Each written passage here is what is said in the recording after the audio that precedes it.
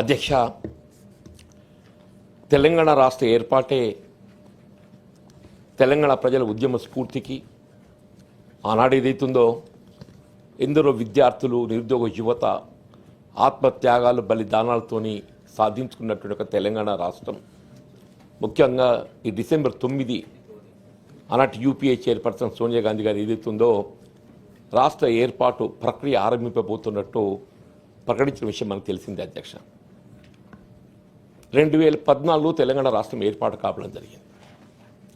తెలంగాణ రాష్ట్రం ఏర్పాటు కాబడి దాదాపు 11 సంవత్సరాలు గడుస్తుంది. అధ్యక్ష, రాష్ట్రం ఏర్పడి 11 సంవత్సరాలు గడుస్తున్నప్పటికీ కూడా ఇప్పుడే పెద్దలు రాష్ట్ర ఉప ముఖ్యమంత్రి వర్యులు భట్టి గారు పేర్కొన్నట్టు రాష్ట్రానికి ఏదైతుందో అధికారిక ఏదైతే ఉద్యమ స్ఫూర్తినిచ్చేటువంటి ఒక విగ్రహం, తెలంగాణ తల్లి విగ్రహాన్ని రూపొందించుకోలేకపోయాం.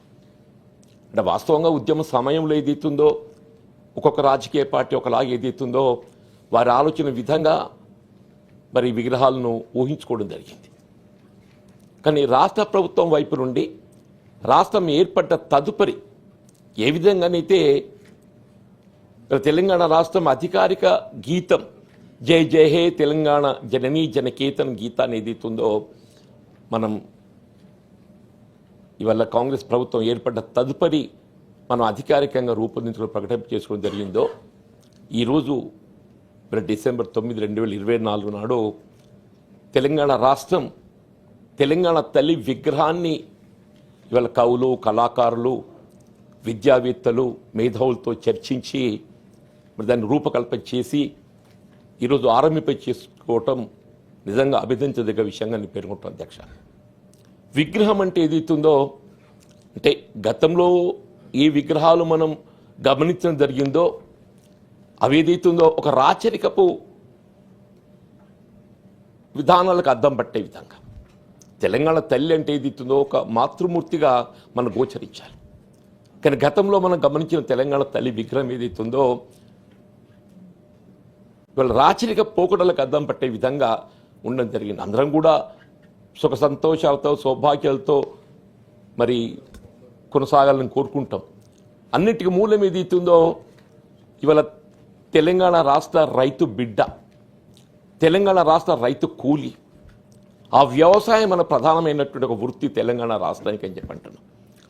అటువంటి ఒక వ్యవసాయాన్ని ప్రతిబింబింపచేసే విధంగా ఒక చేతిలో వరి పొత్తు, మొక్కజొన్న, సజ్జ ఇలాంటి పంటలను చేత పట్టేదితుందో ఈ రాష్ట్రాన్ని సుసంపన్నంగా, సౌభాగ్యంగా తీర్చిదిద్దేది రైతాంగం అని తెలియజెప్పే విధంగా ఒక ఆడబిడ్డ, ఒక మాతృమూర్తిగా ఏదైతుందో రూపొందింపచేసే విధంగా దాన్ని రూపొందించుకోవటం.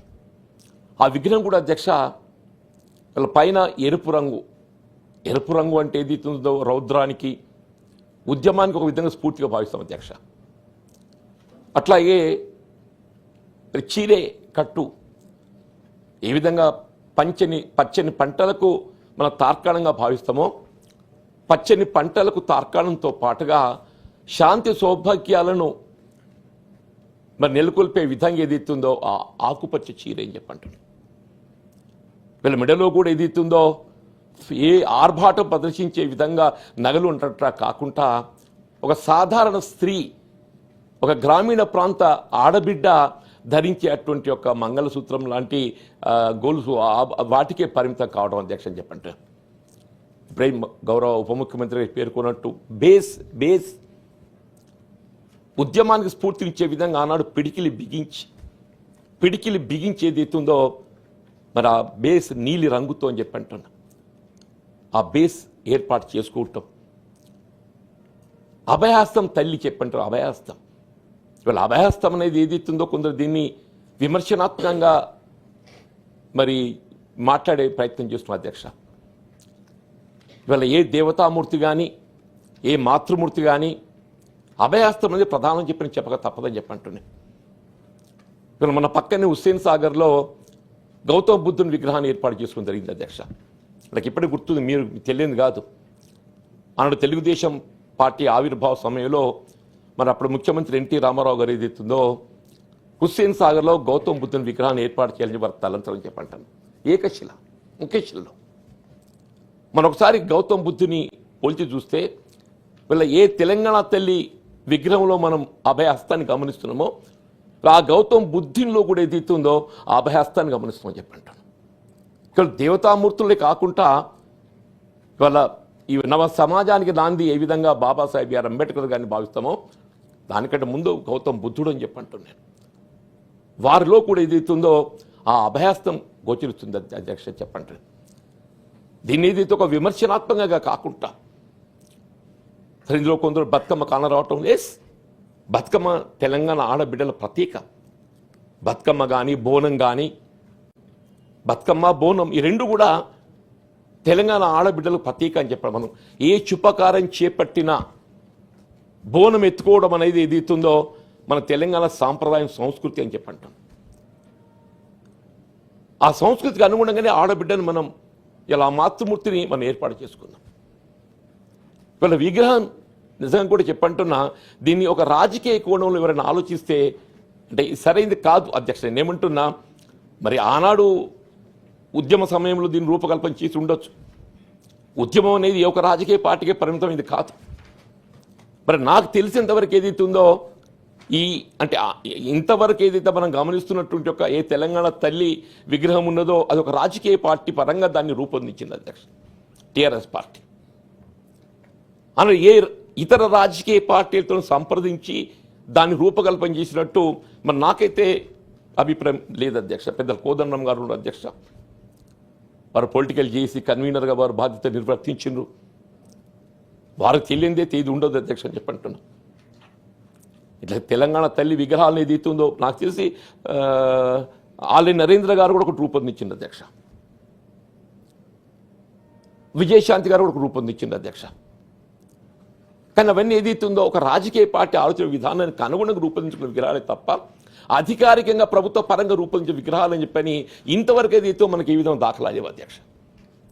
ఏ విధంగా వీళ్ళ అధికారికంగా తెలంగాణ గీతం జయ జయ హే తెలంగాణ గీతాన్ని ఏదైతుందో మనం ప్రకటించుకోవడం జరిగిందో అట్లాగే వీళ్ళ తెలంగాణ తల్లి విగ్రహాన్ని అక్కడ శాసనసభలో గౌరవ ముఖ్యమంత్రి రేవంత్ రెడ్డి గారు మరి దాన్ని ప్రకటించడం, ఇక్కడ మండలిలో ఏదైతుందో గౌరవ ఉప ముఖ్యమంత్రి ప్రకటించడం, దాన్ని రాజకీయంగా చూస్తే కూడా నాకు ఒకటి అది అనిపిస్తుంది ఆశ్చర్యం చెప్పుకుంటున్నాను.